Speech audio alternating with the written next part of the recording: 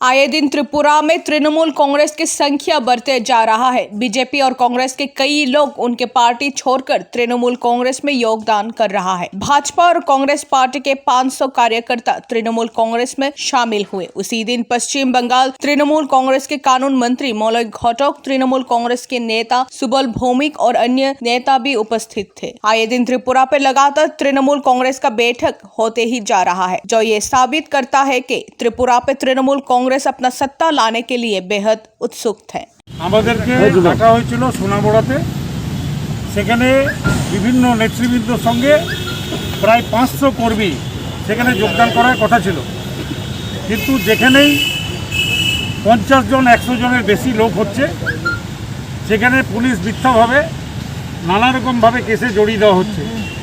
যার জন্য আমরা সিদ্ধান্ত নিয়েছিলাম যে নেতৃবৃন্দকে খালি ডেকে আজকে আমরা তাদের হাতে জাতীয় আমাদের পার্টির যে দলীয় পতাকা সেই পতাকা তুলে দেবো এবং এই যে 12 জন নেতা আমি এটাকে নাম আপনাদের জানালাম, এদের সঙ্গে আজকে 500 থেকেও বেশি কর্মী তাদের যে নিজস্ব এলাকা সেই নিজস্ব এলাকাতে যোগদানের কথা ছিল।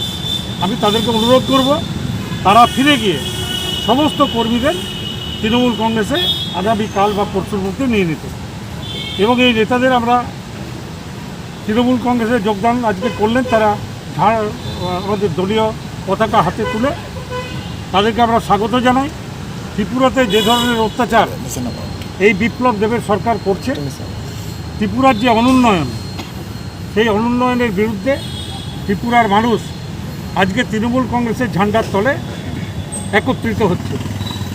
আমাদের যে নেতৃত্ব অভিষেক বন্দ্যোপাধ্যায় এবং মমতা বন্দ্যোপাধ্যায়ের সারা পশ্চিমবঙ্গ জুড়ে যে উন্নয়ন সেই উন্নয়ন ত্রিপুরার মানুষ জানে এবং ত্রিপুরার মানুষ তাই মমতা বন্দ্যোপাধ্যায়ের উন্নয়নের প্রতি আকৃষ্ট হয়ে ত্রিপুরাতে উন্নয়নের জোয়ার আনতে তারা দলে দলে তৃণমূল কংগ্রেসে যোগদান করছেন। আমরা তাদেরকে স্বাগত জানাচ্ছি।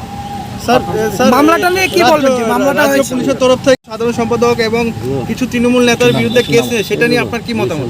সেটা নিয়ে আমি ইতিমধ্যেই প্রেসকে বলেছি যে এই মামলাটা হচ্ছে একটা অন্য মামলার অফসোট, অর্থাৎ আমাদের কিছু তৃণমূল কংগ্রেসের নেতৃবৃন্দ তাদেরকে গ্রেপ্তার করা হয়েছিল। যে কেসে গ্রেপ্তার করা হয়েছিল সেই কেসে পুলিশ গ্রেপ্তার করতে পারে না, কারণ 188 হচ্ছে নন কগনিজেবল, তাতে কিন্তু পুলিশ গ্রেপ্তার করতে পারে না। এবং অভিষেক বন্দ্যোপাধ্যায়ের বিরুদ্ধে যে মামলা করা হয়েছে সেটাও হচ্ছে নন কগনিজেবল অফেন্স, কিন্তু যেভাবে এফআইআর করা হয়েছে সেই এফআইআর করার এখতিয়ার পুলিশের নেই।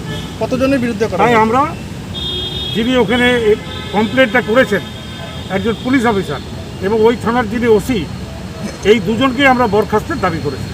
কতজনের বিরুদ্ধে করেছে স্যার কমপ্লেনটা? কতজনের বিরুদ্ধে করা হয়েছে পুলিশের তরফ থেকে? করা হয়েছে আপনারা সবাই জানেন যে অভিষেক বন্দ্যোপাধ্যায়, আমাদের এমপি দোলা সেন, আমাদের মন্ত্রী নাত্য বাসু, আমাদের এক্স এমপি কুণাল, আমাদের এখানে স্থানীয় 2 নেতা সুবলবাবু এবং আমাদের প্রকাশ দাস প্রাক্তন মন্ত্রী, এদের সবার নামে এই মামলাটা করা হয়েছে।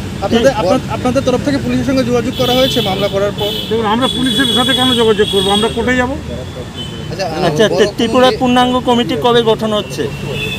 হবে দলে দলে নেতা এবং মানুষ তৃণমূল কংগ্রেসে আসার জন্য আমাদের প্রতিনিয়ত যোগাযোগ করছেন, টেলিফোন করছেন, আসছেন। আমরা আগামী দিনে দেখতে পাবেন প্রতিদিনই শয়ে মানুষ তৃণমূল কংগ্রেসে আসছে, হাজারো মানুষ তৃণমূল কংগ্রেসে আসছে, প্রতিদিনই যোগদান করবে।